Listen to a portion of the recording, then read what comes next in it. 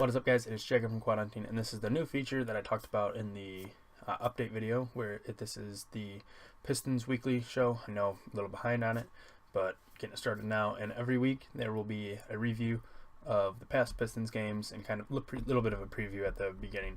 I would do this after every game, but because there's so many games, there's 82 games in a season, that's just a lot to try to do. And like I said, being full-time, college, school, work, that kind of stuff, I'm not going to be doing that. So I'll do it weekly, hopefully.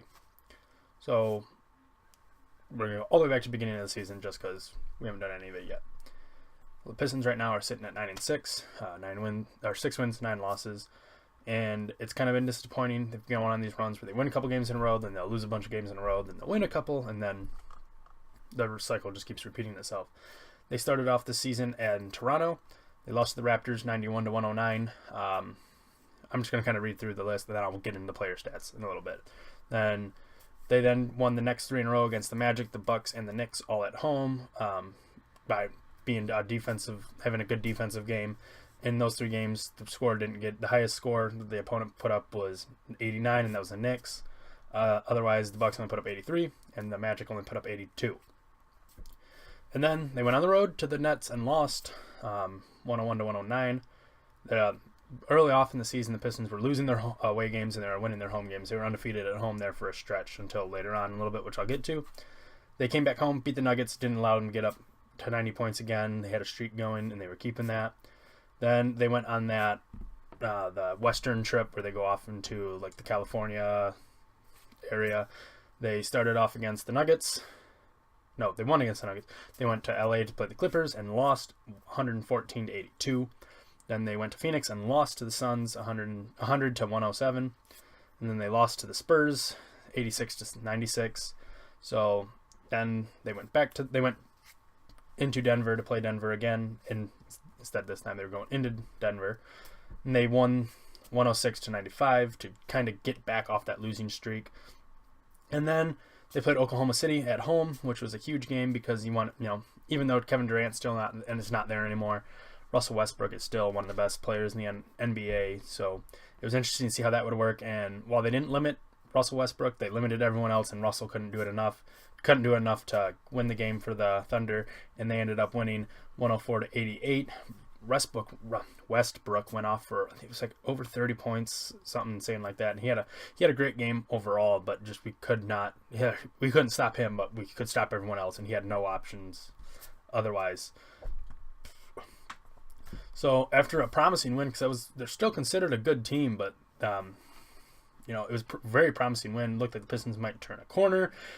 They then proceeded to lose their next 4 in a row to the Knicks, the Cavs, the Celtics, and the Rockets, all of which are considered to be playoff teams, which is not a promising look, especially losing to the Knicks I can't remember their record. Are they considered a promising team? Because, they had their big 3 when they brought in Rose and Melo and Porzingis, but it's kind of been... I want to see. I don't care about the preseason. I want to know their record.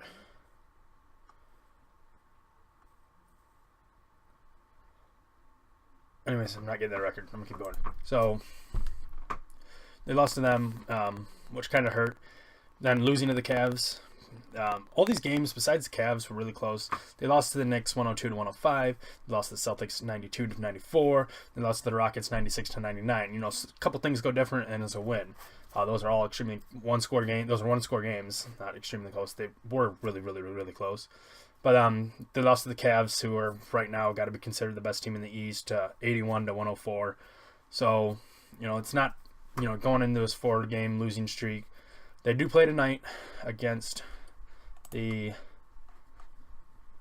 Heat. Yes, they do play the Heat tonight.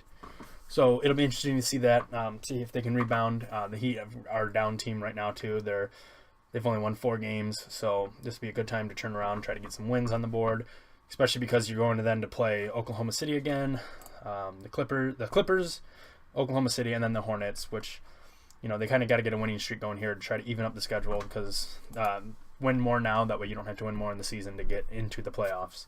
But as of right now, after this stands, this 15 games, they are being outscored 96.8 to 97.8, 97.3. So they're only being outscored by a half a point in this whole process, average out through games. So, I mean, the games are close. The Pistons are keeping them close. There's right now, they're losing the close games, and they're winning big in their wins. Like their wins, 10 point, 20 some point, 20 point, almost 20 point, almost 20 point, almost 20 point. They're like both their wins. They're winning big in the games they win, but they're losing close games. So a couple things go different, and this Pistons team is sitting really nice and really pretty with the record, but right now it's not. As far as stats go for right now, Tobias Harris right now is probably the MVP of the Pistons. He's the leading scorer with 16.2 points a game, and he's getting that on 47.4 shooting from the field and 33.3 3-point shooting. The 3-point shooting would be nice for that to go up. His free throw is great at 93.5. He's getting almost 5 rebounds a game, 1.5 assists, almost a steal, and he's turning the ball over almost 2 times a game, which you can live with that. He's not killing the team. I would love to see that 3-point shooting go up and get some more capable 3-point shooters, but as of right now, he's right now the MVP in the 15 games we played. Drummond is right behind him in scoring at 14.6 points a game. He is shooting a 49.4% from the field, which is lower from his average. You see him trying to take more shots and play more in the post. A couple years ago, he did have it was like 60% shooting or something insane like that. And his number has gone down. The one number that has gone up, though, which is kind of promising, is he's hitting 47.6% of his free throws now, which is better than the 30% he was shooting last year. Hopefully that stays and keeps moving up, and then it just starts looking better. He right now is second in the NBA in rebounds, sitting at 13.9 rebounds a game. Second only to DeAndre Jordan, I think it was. I was looking at the stats quickly, but I know he sits second and gets 1.4 steals a game. And for some reason, it doesn't have the blocks in the Pistons stats. So, Pistons.com. I'll have to go in and actually look at those for next, so I can have it for next week. But rounding out your starting five, Marcus Morris is shooting 14 points a game. Contavious Caldwell-Pope shooting 13.9, and Ish Smith is shooting 9.8. When Reggie Jackson comes back, this can be much needed help because Reggie is our number one scorer. So I mean, the Pistons are very well. They can spread the ball out everywhere. Marcus Morris, he started out pretty hot in the beginning of the season, then he slowed down, and then that's when Tobias Harris stood up. He was playing good while Morris was playing good, but he's even stepped up more. Contavious Caldwell-Pope can go off on any night. Not every night. Some nights he can, not all of them though, sadly. Marcus Morris can go off, Drummond can go off, Harris can go off, Jackson can go off. So you have 5 guys in the regular starting 5 who can go off at any time and get points when you need them, which is always a nice thing because if one person's not, then you're not. Like when you look at the Thunder, if Russell Westbrook's not getting his points, then the team's probably not going to win. The Pistons, got the more the blue-collar mentality like they did at the Bad Boys, and then in 04, that the core team they had there, where if one guy doesn't go off, it's not going to kill the team because the other guys can pick up the slack. It's kind of what I'm seeing with this Pistons team, how they're built and how they're assembled. Coming off the bench, John Lure is a great 6th option, 6-man, and he's right now leading the bench with 10.3 points a game. He is killing it right now, shooting 47%. His 3-point percentage is down to 28.6. You'd like to see that up. That's kind of the Pistons were wanting that stretch 4 ability from him. You want to see that number come up, but right now he is making. He's getting the shots that he needs, and he's making them. The Pistons even want him to shoot more, so hopefully we'll see that coming up more. So he's right now probably the best bench player we have, and proven to be a great signing from this offseason. Aaron Baines, he's averaging 4.7 points a game, but when he was playing and when Drummond was down for that one game, he lit it up, put up close to 20 points and had like 12 rebounds or something crazy, not crazy, but good numbers like that, proving that he can probably be a good starting center for a team, proving also that the Pistons probably won't be able to keep him this offseason, and he's going to walk because he's just going to get the money. Stan Van Gundy's even said that he should be a starting center on a team, and he will get paid like a starting center on a team this offseason, and the Pistons can't afford it. That's why we got Boban Marjanovic. I think I actually said that name right. finally. Stanley Johnson has kind of been disappointing in the beginning of the season for the Pistons. Defensively, he's been pretty good. Offensively, though, he's worrying a lot of fans. He's only getting 4.1 points a game on 38% shooting and 28 from the three-point line and 62% from the free throw line. That worries a lot of fans. They want to see those numbers up, and they wanted him to be more of the sixth option, the sixth man. But right now, his defense is playing pretty well. He's rounding that game out. Stan Van Gundy wanted him to work on some different things wanted him to round out his game instead of being just a guy who can drive to the lane. But at this point in the season, you kind of just he needs to just drive to the lane and do what he does best and not worry about taking jump shots. And he is a drive to the lane type player, and that's kind of what he needs to do. But other than that, I mean, these other guys haven't been getting many minutes.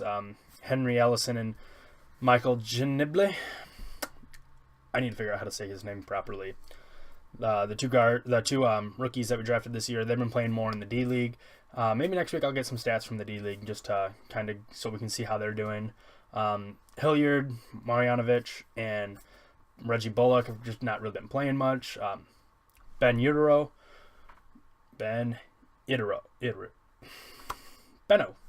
has been playing pretty well as that second point guard, the backup.